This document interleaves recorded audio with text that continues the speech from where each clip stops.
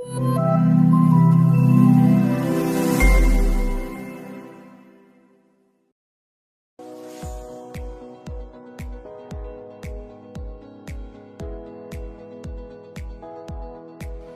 नाव अक्षय मानसिंग सलगर. आपलं दुकान आहे RIT कॉलेज गेट नंबर 3च्या समोर. आपण गारवा कंपनीचं मशीन वापरतोय.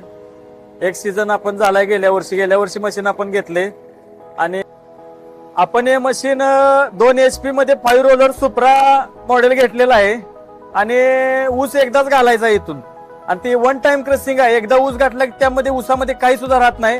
तो स्वतः पूर्ण ऊसाचं वेस्टेज आहे सगळं ह्यामध्ये जाते, डक्टमध्ये साठते. हे आम्ही संध्याकाळीच काढतोय जाताना, दुकान ज्या वेळेला बंद करतोय त्यावेळेला हे पूर्ण आम्ही वेस्टेज बाहेर काढतोय पूर्ण आणि थंड होऊन मिळतोय रस. पण ते एका किलो ऊसामध्ये का नाही 700 ते 750 ml रस मिळतोय आम्हाला.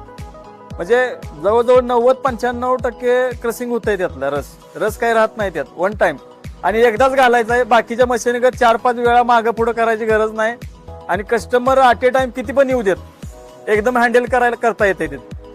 या टाकीमध्ये 2.5-3 लिटर रस हे होतं, स्टोर होतंय. एकदम ऊस गाठले 5-6 आणि परत काढून दिला तरी चालतोय. हा, एका तासाला. त्यामुळे कस्टमर हँडल करायला लय भारी मशीन आहे आणि गेल्या वर्षी असा उत्तम अनुभव त्याचा आलाय की सेफ्टीच्या दृष्टीनं मशीन चांगलं आहे. मशीन मध्ये हात जात नाही, काही नाही आणि पूर्ण हायजिनिक आहे. स्टील बॉडी आहे पूर्ण मशीनची आणि गिरायकाला कस्टमरला पण भारी वाटतंय ते मशीन हायजिनिक असल्यामुळे. त्यात काही घाण नाही, काही नाही, माशी होत नाही, काही नाही आणि रस ऑटोमॅटिक 2 ठिकाणी हे होऊन खाली थंड होऊन रस येतोय खाली चावीला आणि त्यामुळं रिस्पॉन्स चांगला आहे मशीनला आम्हाला इथं. आणि ते कोण धंदा करणार असेल तर त्या दृष्टीनं हे चांगलं आहे मशीन. नाही, मराठी माणसांना प्रेरणा देण्यासाठी म्हणलं तर काय आहे, खास करून शेतकरी वर्ग. ऊस आपला घरचा कच्चा माल आहे, ऊस आहे. त्यामुळे हे असलं मशीन एखादं घेऊन चांगला स्पॉट बघून व्यवसाय केला तर 1 नंबर आहे. कारण पैसे मिळू शकतात. कारण कुठं तर 10-15 हजार रुपयाची नोकरी करण्यापेक्षा की असलं एखादं मशीन घेऊन एखादं स्पॉट बघून केलेलं चांगलं आहे.